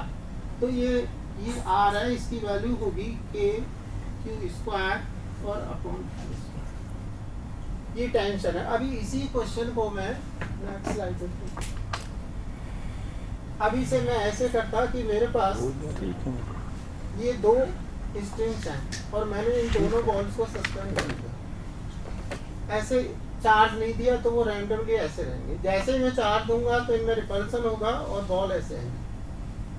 अब इक्विलिब्रियम जो कंडीशन आई, वो एक बॉल ये आई और एक बॉल ये आई। ये बॉल इधर जा रही है, क्यों जा रही है? बिकॉज इसका रिपल्सन है, पर एक सर्टेन एंगल के बाद ये बॉल स्टॉप हो गई। उसका रीजन क्या है? इस बॉल पर ये फोर्स लग रहा है, 100 mg लग रहा है। नाउ ये थीटा है, ये थीटा, इधर t, इस t का कंपोनेंट लिया, इधर t cos थीटा हो गया और इधर t sin थीटा। मतलब जैसे जैसे f थीटा इंक्रीज करेगा तो t sin थीटा इंक्रीज हो रहा है, और ये t sin थीटा से f को क्या करेगा? बैलेंस। तो जब पर्टिकुलर एक एंगल पर इस थीटा की वैल्यू इंक्रीज होकर के इतना हो जाए कि sin theta t sin theta से f के इक्वल हो जाए, तो ये इक्विलिब्रियम आएगा। सिमिलरली वर्टिकल डायरेक्शन में भी नहीं जाएगा, क्योंकि t cos थीटा किसको बैलेंस करेगा? mg। तो फिर जो कंडीशंस हुई t sin थीटा इक्विलिब्रियम के लिए, वो तो हो गई f, ये इलेक्ट्रिक का कूलम्ब फोर्स है। जो वर्टिकल हुआ वो t cos theta = mg, divide कर दिया तो ये कंडीशन हो गई tan theta equal to f/mg। ये ऐसा कॉन्सेप्ट है जो जितने भी रिसेंट क्वेश्चन आए, नेक्स्ट स्लाइड दिखाइए। ये cos थीटा sin थीटा कैसे निकालेंगे तो बताओगे आप? तो सर 12th में कंपटीशन में कोई बच्चा पढ़ रहा है तो ये एक्सपेक्ट कि इतना तो लेवल उसका नहीं, मैं नहीं जानता हूँ, मैं पूछ रहा हूँ मान लो आपसे भाई cos थीटा sin थीटा कैसे निकालेंगे तो बताओगे आप? सर ये देख लीजिए कि ये आप अंडरस्टूड करके मान के चलेंगे तो फिर थोड़ी जो काम चलेगा। टारगेट ग्रुप हम लेके चल रहे हैं, हम ये समझ रहे हैं कि हमें उसको अच्छी तरह एक्सप्लेन करना है। आप शॉर्ट कर सकते हैं उसको कि sin थीटा cos थीटा आपने पहले पढ़ा होगा, ये ऐसे आता है, ये ऐसे बच्चों को पूछेंगे तो बच्चा तो वहीं रह जाएगा, फिर क्या पूछेगा? वो मान के चलेगा कि मैं इसके लेवल ही नहीं हूँ। सर समझ लीजिए बच्चे ने मैं फिजिक्स का आदमी नहीं हूँ, इसलिए पूछ रहा हूँ आपसे। फिजिक्स का उत्तर नहीं पूछता। वेक्टर जो क्वांटिटी होती है उस वेक्टर क्वांटिटी का जब आप कंपोनेंट लेते हैं तो ये 2 डायमेंशनल कंपोनेंट है जो आपने 11th के 3rd चैप्टर में पढ़ा होगा। उसमें ये वेक्टर क्वांटिटी जो एंगल कोई भी वेक्टर, एनी वेक्टर क्वांटिटी, कोई भी वेक्टर रिजॉल्व कर सकते हैं, उसको विभाजित कर सकते हैं 2 घटकों में। जो एक्सिस उसके साथ थीटा एंगल बनाती है वो कॉस लेते हैं, जो इस तरफ लेती है वो साइन लेते हैं। ठीक है, ये मैं रिमाइंड करने के लिए, अदरवाइज कैसे निकलता है वो तो आपको ध्यान होगा लेवल्स में कि यहाँ ठीक है, पे कोई पर्टिकुलर डालते हैं। एक साम्य अवस्था आपने काम ले रहे हो बार बार, इक्विलिब्रियम पोजीशन क्या होती है? इस तरह अवस्था और साम्य अवस्था में क्या फर्क है? वो मैंने बताया था सर कि इक्विलिब्रियम कंडीशन वो होती है कि जिस पर नेट फोर्स जीरो हो रहा हो और टॉर्क जिस पे 0 हो। अब टॉर्क भी नहीं पढ़ा मेरे तो, पर याद नहीं टॉर्क क्या होता है। जैसे बताएंगे या तो भैया बताओ, या तो लिंक करो, तो पूरा लिंक करो ना आप। फोर्स पढ़ा हुआ है उसमें। हाँ। मतलब 11th का जो बच्चा होता है 11th की फिजिक्स में टॉर्क है और फोर्स दोनों है, क्योंकि अपन 12th का टॉपिक ले रहे हैं तो ये इतना तो कुछ सर्टेन लेवल तो उसको एक्सपेक्ट करना पड़ेगा। यदि हर चीज अपन उसको समझाने लगेंगे तो सिलेबस ही पूरा नहीं होगा। This is fact. बट आप इसकी जो स्लाइड्स नेक्स्ट वाली देखो वो सब इसी से रिलेटेड है। जैसे ही आप करेंगे, अभी यहाँ ये tan थीटा फिक्स हो गया f/mg। सर एक बार आप पीछे घूम के देखें, आपने बोर्ड पे जो लिखा है ऐसा जाएगा वहाँ पे, पीछे देखें। दिख नहीं रहा, कुछ नहीं दिख रहा। ऐसा जाएगा वहाँ पे। बड़ा लिखना पड़ेगा, लिखा है थोड़ा सा ये छोटा और थोड़ा सा सर बहुत स्पष्ट बहुत ज्यादा हो गया, जल्दी स्पष्ट नहीं है। नहीं, एक्सप्लेनेशन तो स्पष्ट है, यहाँ थोड़ा वर्डिंग जैसे है। थोड़ा फ्रैंकली बता दूँ, एक्चुअली का मैं तो 10-12 साल हुई तो मैं हिंदी फर्स्ट टाइम पढ़ा रहा हूँ। तो थोड़ा एक तो फेस करने में प्रॉब्लम आ रही है, कुछ थोड़ा अजीब सा लग रहा है। तो शायद 10-15 मिनट्स बाद मैं अपने जो रिदम में उसमें आ जाऊँगा और मैं वर्ड्स भी शायद ठीक कर लूँगा। देखिए वर्ड्स में कोई दिक्कत नहीं है, अगर आप टेक्निकल वर्ड्स इंग्लिश में बोल रहे हैं तो कोई दिक्कत नहीं है, लेकिन समझाइश आपकी हिंदी में ही होनी चाहिए। हमारा टारगेट ग्रुप हिंदी ही समझता है। मैं हिंदी में हूँ, राजस्थान बोर्ड में लेक्चर में तो मैं हिंदी में पिछले 10-12 साल से जरूर मैं टीच नहीं कर रहा हूँ। तो क्या कर रहे हैं आप 10-12 साल से? मतलब मैं स्कूल में टीच नहीं कर रहा हूँ, मैं डाइट में हूँ। पर नो डाउट हो सकता है मेरा एक्सपीरियंस आपको ठीक नहीं लगा हो, पर गवर्नमेंट के लिए या इसके लिए डाइट को शायद मैं बहुत अच्छा रहूँगा। वो तो हम डिसाइड करेंगे, आप कैसे डिसाइड कर सकते हो?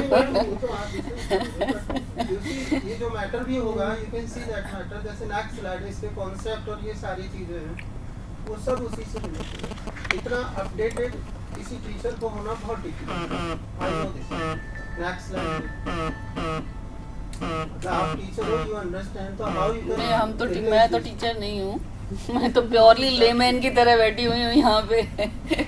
नहीं, पर थोड़ा सा मैं ये ऐड करा, ठीक है आपका बहुत अपडेटेड है, पर जब आप किसी टॉपिक को शुरुआत कर रहे हैं, मेरे ख्याल से आपने शायद शुरुआत करने वाली बात थी ना, तो अगर आप उसको बता रहे हैं शुरू से तो एग्जाम्पल्स थोड़ा सा डिले कर सकते हैं। तो फोर्स के लिए काफ़ी क्लास में, रियल क्लास में और उसमें डिफरेंस होता है। नहीं, यह बिल्कुल रियल क्लास है, हम पहले ही कह दिया था कि रियल। वो कहने से क्लास क्रिएट नहीं होती है, क्लास तो एक्चुअली नहीं। अगर जब आप यहाँ पे प्रोजेक्ट नहीं कर रहे हैं तो हाउ कैन बी एनालाइज कि आप पढ़ा पाएंगे या नहीं पढ़ा पाएंगे? ये तो आपको यहाँ देना ही चाहिए, वो फील लेना चाहिए आपको। ठीक है। तो आपका डाइट में फिर यहाँ पे छुट्टी मिलेगी आपको यहाँ आने के लिए? यहाँ पे रोज फिजिक्स की क्लास होती है, कैसे करेंगे आप? हाँ, मीटिंग में अभी उसमें कोई आपको दिक्कत नहीं आएगी? ऐसा नहीं हो कि यहाँ से 20-22 किलोमीटर ही दूर है, गोनेर में 20-22 किलोमीटर ही दूर है, फिर मेरा रेजिडेंस जयपुर में है। नहीं वो सब ठीक है, लेकिन आपको इसके लिए फॉर्मली छुट्टी मिलेगी ना? ये सारी चीजें इसलिए बता रहा हूँ कि शायद इसमें कोई डिफिकल्टी नहीं आएगी। ठीक है। Both are the government organisation, तो शायद दोनों का थोड़ा बहुत तो सपोर्टिव ही रहेंगे। ठीक है।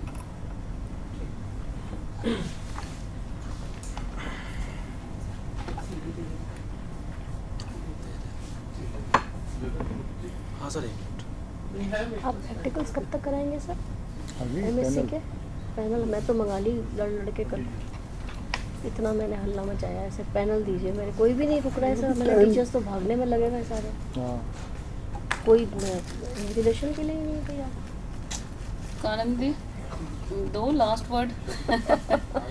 तो एडमेंसी बहुत ज्यादा है, बहुत ज्यादा है, बहुत ज्यादा एडमेंसी बहुत ज्यादा है। है, I am the final word वाली बात थोड़ी चलती है। बच्चे तो पूछ रहे नहीं, टॉपिक भी क्लियर नहीं था, क्या टॉपिक देना है। और 10-12 साल से आउट ऑफ टच हैं, तो ठीक है प्रेजेंटेशन अच्छा बना के लाए हैं, लेकिन फर्क है। हाँ हाँ हाँ, नहीं टॉपिक तो समझाया ही नहीं, एग्जांपल्स पहले समझाने शुरू कर दी, तो क्या मतलब? गुलाम फोर्स है ये नहीं बताया। मतलब सब एज्यूम कर लेते हैं बच्चे मैग्नीट्यूड ही होना है, why not a sign is there, no problem with the अच्छे भी साइन, आते हैं, कुछ जैसे भी आते हैं। अट्रैक्टिव और रिपल्सिव बता दो, इसका ये होगा, इसका ये होगा, क्यों होगा, ये सब कुछ नहीं एक्सप्लेनेशन है। घसर पसर बुरी तरह से अच्छा नहीं था बिल्कुल ही। के को लिख दिया 9 और 10 पर 9 की जगह 8.85 लिख दिया, मैंने बोला तो हटा के फिर करा, तो I mean like over confident है। आई थिंक ये तो आउटराइट नो है।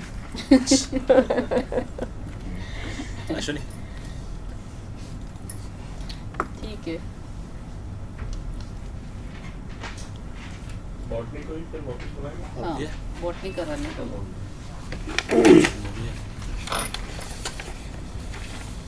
ये सर आपका पूछना ठीक रहा ये, क्योंकि फिजिक्स वाले कुछ चीज सर्टेन लेवल तक तो मान के ही चलते हैं, अपने आप ही समझ में आ जाती है, दूसरा सब्जेक्ट वाला ही बेटर पूछ सकता है। नहीं जो सर नहीं टॉपिक तो आना चाहिए ना, आना चाहिए। ये थोड़ी मतलब ऐसा आजूम कर ले तो अब सब आपको आता ही, बच्चा तो कुछ ही पूछ सकता है ना बीच